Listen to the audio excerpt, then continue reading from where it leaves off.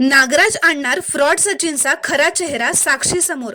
श्री स्वामी समर्थ प्रेक्षकांनो, आता नागराजने साक्षी आणि सचिनला एकत्र बघितलेलं असतं.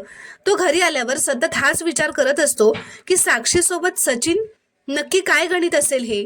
तो असा विचार करत असतो की सचिनच्या पद्धतीने साक्षीशी वागत होता, तिच्याशी बोलत होता, त्यावरून हे प्रकरण फक्त मैत्रीपर्यंत असेल असं नाही वाटत आहे मला.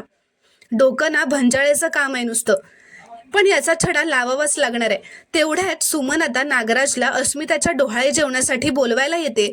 तर नागराज आधी तिला नाहीच येणार असं म्हणत असतो, पण नंतर त्याच्या लक्षात येतं की अस्मिताच्या डोहाळे जेवणाला सचिन तिथे असेल आणि त्याला सचिनला भेटता येईल. म्हणून तो सुमनला असं म्हणतो की फक्त 2 मिनिटं थांब, मी लगेच तयार होऊन आलो.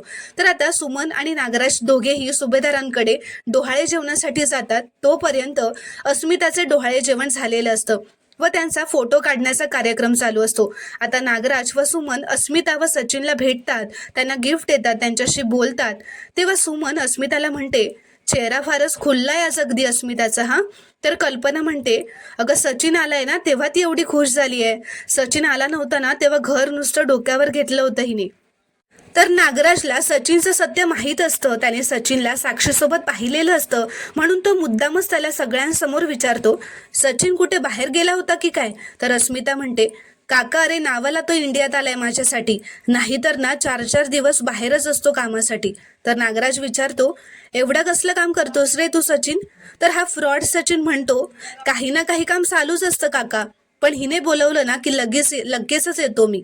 तर आता नागराज म्हणतो, आता ना हे आनंदाचे क्षण आपण टिपून ठेवायला हवेत कॅमेरामध्ये, चला आपण एकत्र फोटो काढूयात. असं म्हणत नागराज त्यांच्यासोबत सेल्फी काढतो आणि सचिन आणि अस्मिताचा दोघांचाही सेपरेट फोटो काढतो.